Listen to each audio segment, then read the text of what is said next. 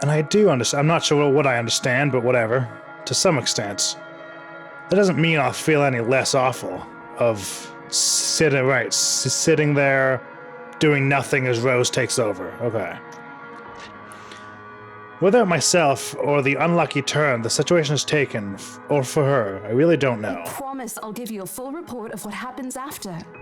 I'll even let you take the lead tomorrow. I might have a terrible concussion tomorrow, though. Fine. Okay. I'll step aside for now. You're upset. Yeah. I don't really know why, though. I mean, I know why. I don't know why.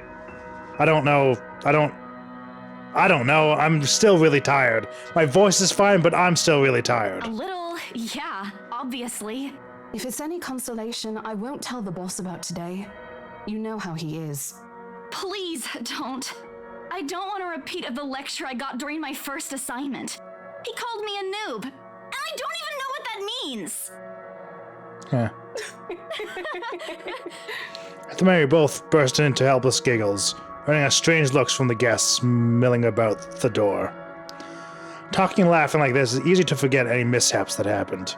Little things you learn to appreciate, I guess. So, are we good? Still not okay with it, but Rose has a point. Better for me to step out of this one for now. I won't be able to help you anyways if I keep getting distracted like this. Maybe I'll just take a walk outside or something while I wait for you to wrap things up. Bad idea. Please, just stay put. I insist. I'm not an invalid, Rose. You clearly have not seen how you looked earlier. It's not that bad. Color hasn't even returned to your cheeks yet. Just stay here, all right? Don't even think of going anywhere. Okay. Let me finish what I'm doing here, and then I'll take you back to Luxembourg myself to have that minor bump checked. Okay. At least wait for me to call someone who'll fetch you, okay? Okay. She's gone before I can voice one word of complaint. With nothing else to do, I find myself drifting back to the foyer. A few visitors linger in the area, some merely enjoying the afternoon sunlight streaming through the stained glass windows. Others can be seen admiring the priceless antiques decorating the room. One group of elderlies, gathered some ways across from me, is occupied in a friendly banter about which one would cost more to buy. A little argument here, an occasional laughter and teasing there. I smile to myself. The conversation reminds me of what I've been missing these past few months. I was probably right, I do need a break. Maybe this afternoon's hangout will help. Speaking of, I should call Ash. It's a few hours earlier than what I've told him, but he did ask to call him once I'm done. Besides, I don't have a ride back. He offered, so I might as well take it. Or bribe him into giving me one. Not that he'll ever accept the latter. Personal convictions and all. Honestly, if there's something I admire about him, despite his tendency to annoy the hell out of me, it's that. Whatever way works, a free ride is still a free ride. There's Rose's offer too, but despite what she says, I know she'll be busy for the rest of the afternoon, especially without me assisting. Bothering her for a favor as small as this is the last thing I want to do right now. A couple of minutes and a few prayers asking for a decent signal later, the call finally connects, and... Sup, I'm Ash from Deluxe City. Baggers, watch out, can't beat me. Looking for trouble? Better not lie. I'm a cool dude, pretty fly for an Asian guy. Sup, I'm Ash from Deluxe City. Baggers, watch out, can't beat me. Looking for trouble? Better not lie. I'm a cool dude, pretty fly for an Asian guy. Sup, I'm Ash from Deluxe City. Baggers, watch out, can't beat me.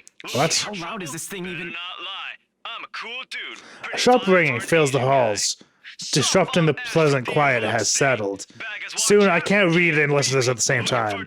My eyes dart around the small crowd before zeroing on a lone figure crouched behind the same group of old people checking out the decors moments ago. He's facing away from me, fumbling with something in his hands. I don't need to see his face to know whose back it is. Recognize that dumb Parker anywhere. Without bothering to end the call, I marched towards him. After what happened today, I'm really not in the mood to deal with All this. the times to... Ashton Frey! What was next? Something I'll surely regret later for having not recorded. Really? That's the best. Ah, you could get. Really? Bouncing from one hand to the other. His poor attempt to catch it, but ultimately falling flat on the floor with a resounding clack. I kind of feel sorry for the phone. And the floor. It's not every day that you catch someone like Ash off guard and get a reaction. Damn his stupid detective senses. I'll take every ounce of victory I can get, no matter how small. Ha. Awkward pause passes between us. A blink. A cough. A face.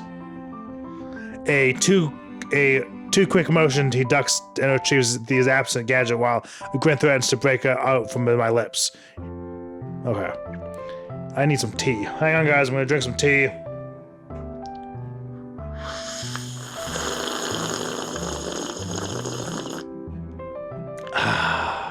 It's good tea.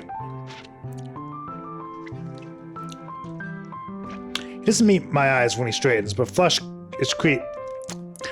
has crept up his neck and cheeks.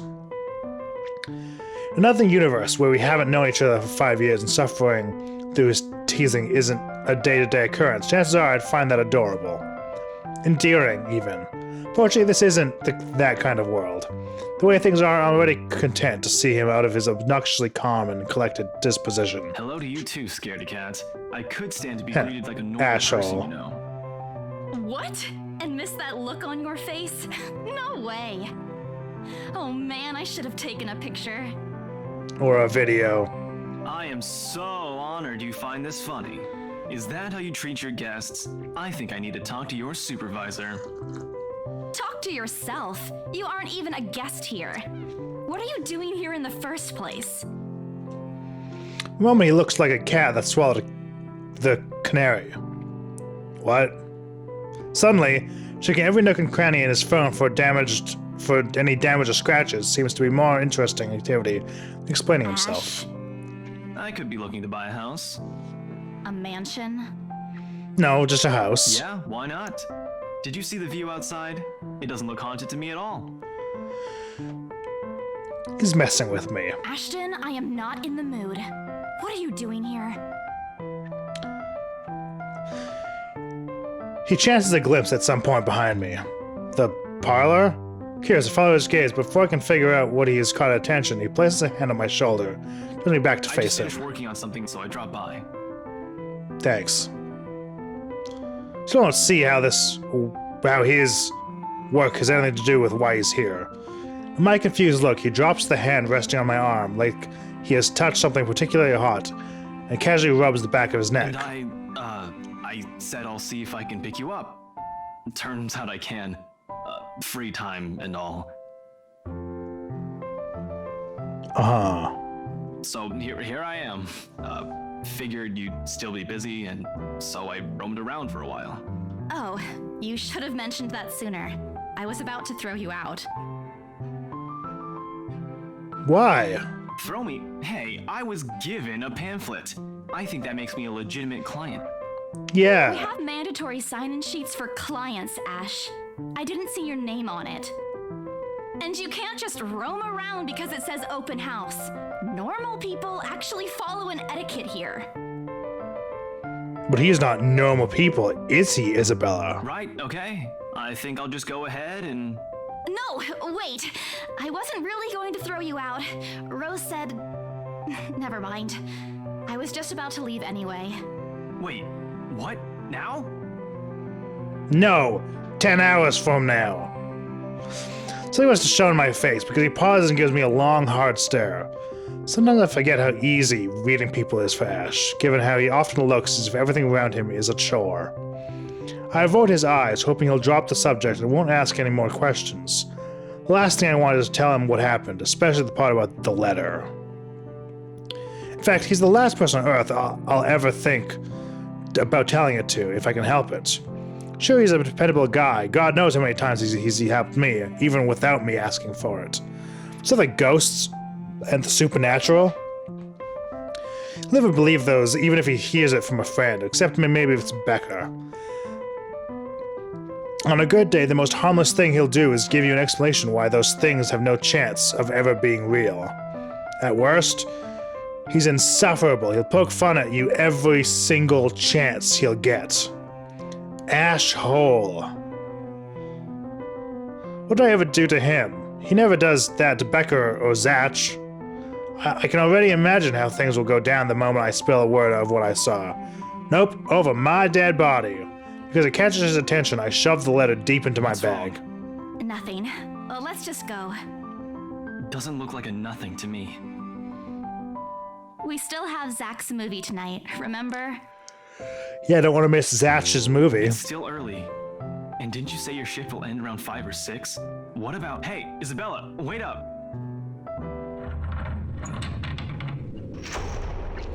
A rush of air greets me as soon as the main door opens. Okay, I'm gonna end it there. Tired and voice is still a little whatever, so... Thanks everyone for joining me, and I'll see you all in the next episode, and until then, fare thee well.